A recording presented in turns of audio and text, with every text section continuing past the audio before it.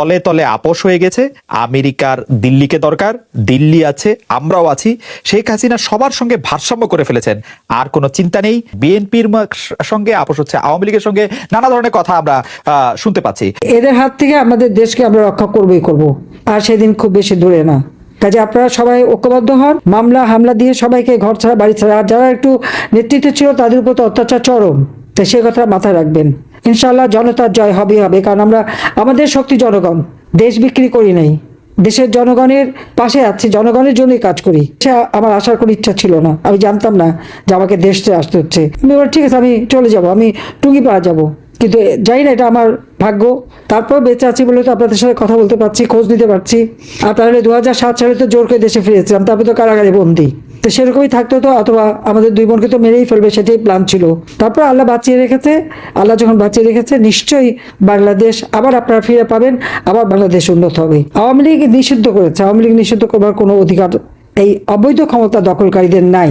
এরপর আমি বলবো, আইয়ুব খান, ইয়াহিয়া খান, জিয়াউর রহমান, এরশাদ বারবার আওয়ামী লীগকে নিষিদ্ধ করেছে, কিন্তু আওয়ামী লীগ নিষিদ্ধ করা যায় না।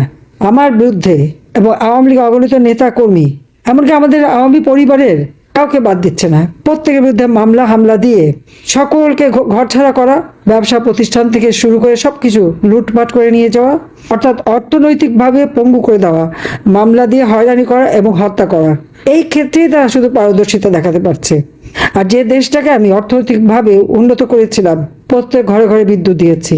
আমরা যদি বিদ্যুৎ দিতে পারি, তো ওই বাটপাটটাই পারলো না কেন, আর তারিখে পারছে না কেন? সেটা তো আমাদের প্রশ্ন। সবকিছু তো দিয়েছে হবে এবং সব রাখা ছিল, আসল কথা সব লুটপাট করে খেয়েছে। যখনই তারা দেখেছে আওয়ামী লীগের প্রতি জনগণের সমর্থন তারা এতটুকু কমাতে পারেনি, বরং আরো বেড়েছে।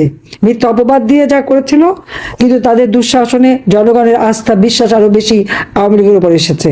যার ফলে আওয়ামী লীগ জনগণের কাছে সব থেকে গ্রহণযোগ্য সংগঠন, সেই জন্য আওয়ামী লীগকে নিষিদ্ধ ঘোষণা দিয়ে নির্বাচন করতে দিল না। কিন্তু এই একটা নির্বাচন এখানেই শেষ হবে না, খুব শীঘ্রই আবার নির্বাচন হবে এবং আওয়ামী লীগ নির্বাচন করবে।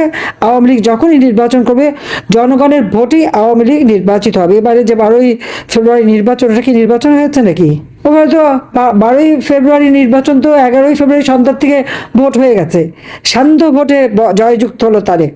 কতভাবে কারচুপি! আমরা তো নির্বাচন ঠেকাতেও যাইনি, কিন্তু অনেক ক্ষেত্রে তারা আওয়ামী লীগের নেতাকর্মীদের হাত পা ধরেছে বিএনপি প্রার্থীরা, তাদের জন্য একটু জেতার সুযোগ করে দেওয়া হয়, কারণ জামাত ঠেকাতে হবে। কিন্তু নির্বাচনের পর সে সমস্ত সব অঙ্গীকার ভুলে গেছে। আজকে আমাদের নারীদের উপর অত্যাচার, ছোট্ট শিশুদের উপর অত্যাচার, এই অত্যাচার যারা করে যাচ্ছে, কার সকলকে বলবো, আপনাদের বাড়িঘর যারা লুটপাট করেছে, দোকানপাট ব্যবসা প্রতিষ্ঠান যারা ধ্বংস করেছে, প্রত্যেকের নাম ঠিকানা সব ঠিক করে রাখবেন। আপনাদেরও যেমন সম্পদ আছে, ও তাদেরও তো আছে। তারা তো ভুলে গেছে, ভাবছে যে ক্ষমতা চিরস্থায়ী। ক্ষমতা চিরস্থায়ী না। আর যারা দেশ চালাতে ব্যর্থ, অর্থনীতি ধ্বংস করে দিয়েছে, উন্নয়নশীল দেশের মর্যাদায় উন্নীত হয়েছিলাম, সেটাও ধরে রাখতে পারেনি ওই বাটপার ইউনূস ক্ষমতা এসে। বিশ্ব বাটপার সেটাকেও ধ্বংস করেছে। আর তারিখে তো সে যোগ্যতাই নাই।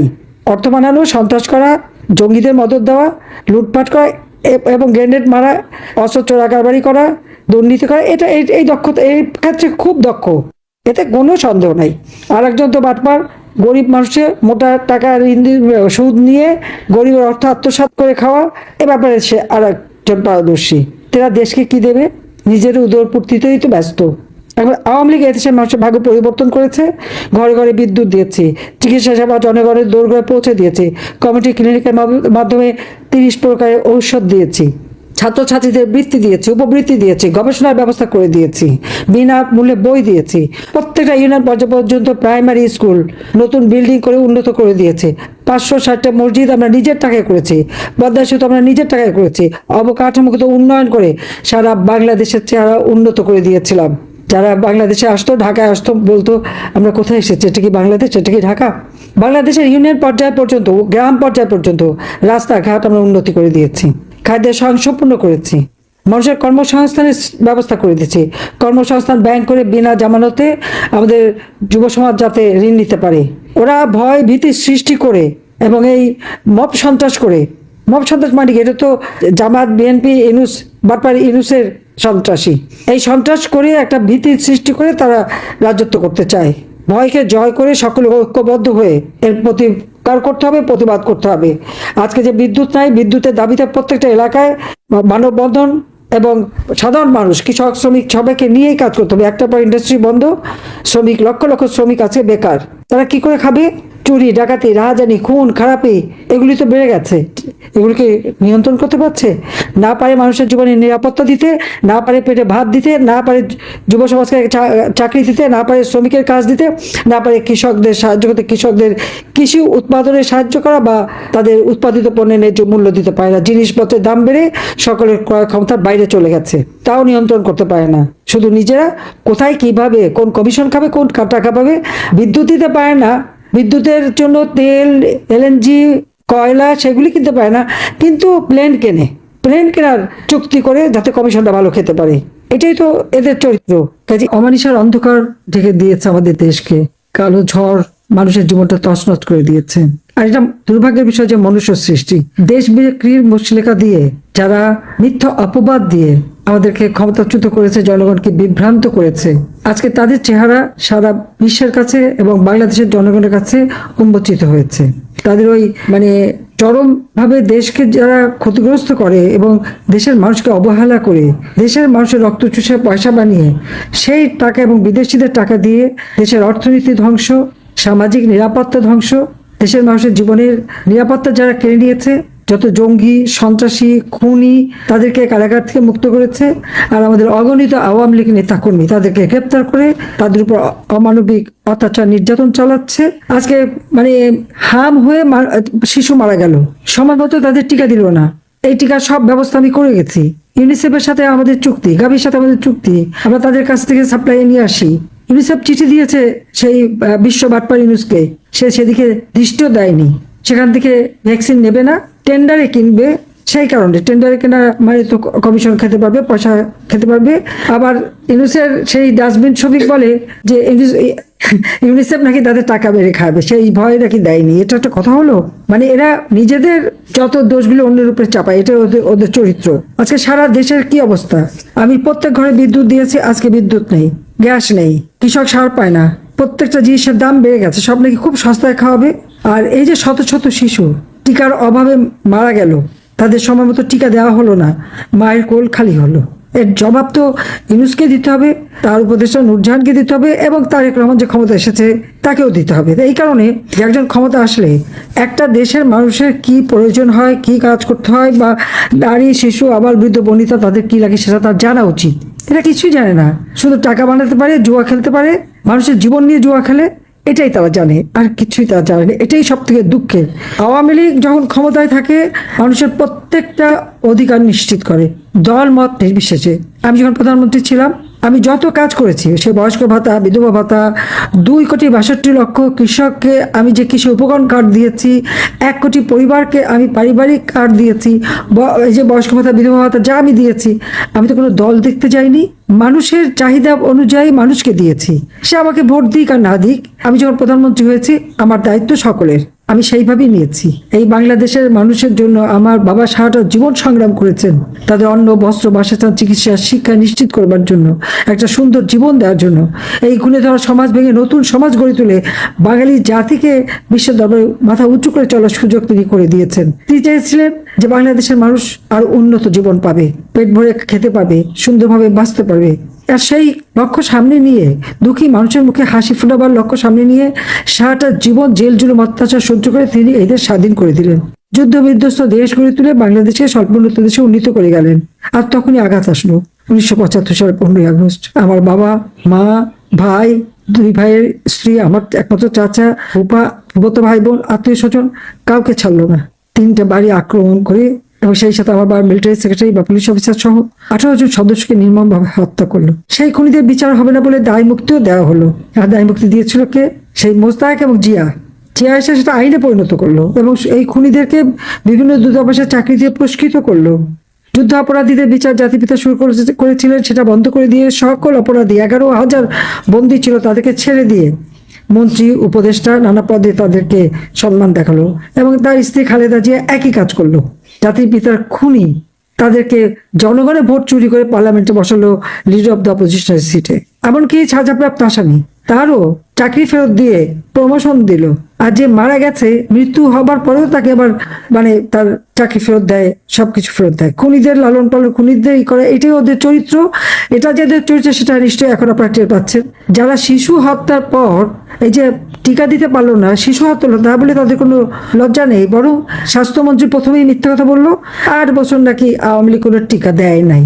তারপর যখন সমস্ত তথ্য বের হলো যে টিকা তো দিয়েছেই, 2024-25 সালে টিকা দেওয়া হয়েছে, 25-26 সালের বাজেটেও সমস্ত টাকা রাখা, 24 থেকে 25 সাল এই বাজেট 7,97,000 কোটি টাকা বাজেটে 41,000 কোটি টাকা রাখা ছিল এই মানুষের মানে শিশুদের টিকা, সাধারণ মানুষ, নারী পুরুষ সকলের জন্য তাদের স্বাস্থ্য সুরক্ষা, পুষ্টির নিশ্চয়তা দেওয়ার জন্য এবং উন্নত স্বাস্থ্য নিশ্চিত করার জন্য রাখা ছিল।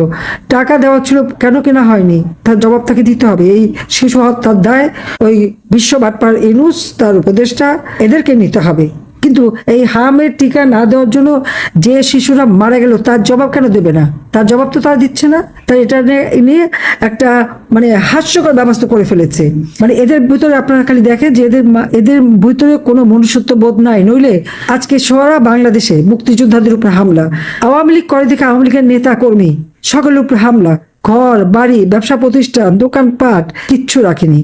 একদিকে তো জীবনে তো হত্যা করে যাচ্ছে, আহত করছে, নারী শিশুদের উপর পাশাপাশি অত্যাচার করে যাচ্ছে, লুটপাট করে যাচ্ছে, তার উপর অর্থনৈতিকভাবে পঙ্গু করে দিচ্ছে।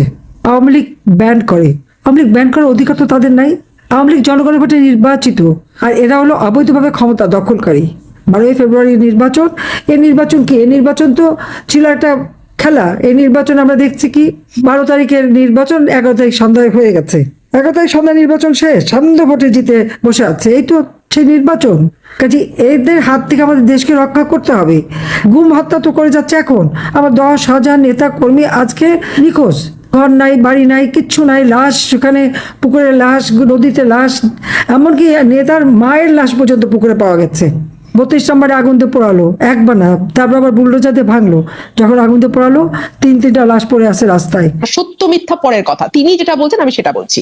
এবং প্রধানমন্ত্রী শেখ হাসিনা সকলের সঙ্গে ভারসাম্য করে ফেলেছে। সকলের সঙ্গে বলতে বৈদেশিক শক্তিকে এখানে বোঝানো হয়েছে।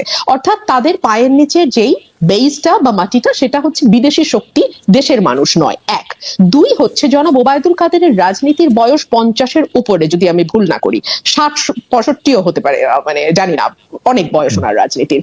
উনি একজন পোড় খাওয়া রাজনীতিবিদ এবং উনি আওয়ামী লীগের মতন একটি দলে, যখন আওয়ামী লীগের চূড়ান্ত সুসময়, এত বছর জন্মের পর এত বছরের মধ্যে এত ভালো সময় আওয়ামী লীগের জীবনে আর কোনোদিন আসে নাই, সেই সময় তিনি 2বার সাধারণ সম্পাদক হয়েছেন। সুতরাং তার রাজনৈতিক প্রজ্ঞা, মেধা, অভিজ্ঞতাকে কোনোভাবেই খাটো করে দেখবার কোনো উপায় নাই। তিনি মুখ ফসকে বলে ফেলেছেন পাবলিক খায়, কোট আনকোট, পাবলিক খায় বলেই বলে ফেলেছেন। বিষয়টি তেমন না। তিনি জানেন যে তার দলের নেতা কর্মীদের হতাশা কতদূর।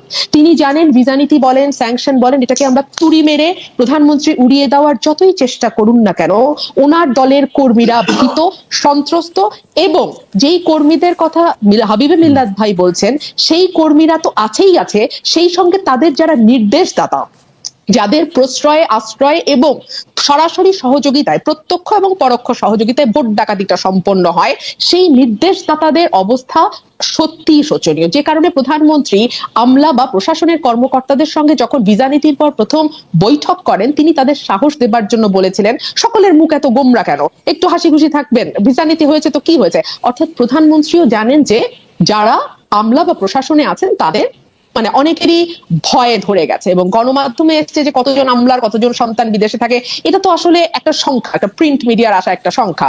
প্রকৃত অবস্থা তো আসলে আরো খারাপ, কারণ আমরা জানি না এমন অনেক কর্মকর্তা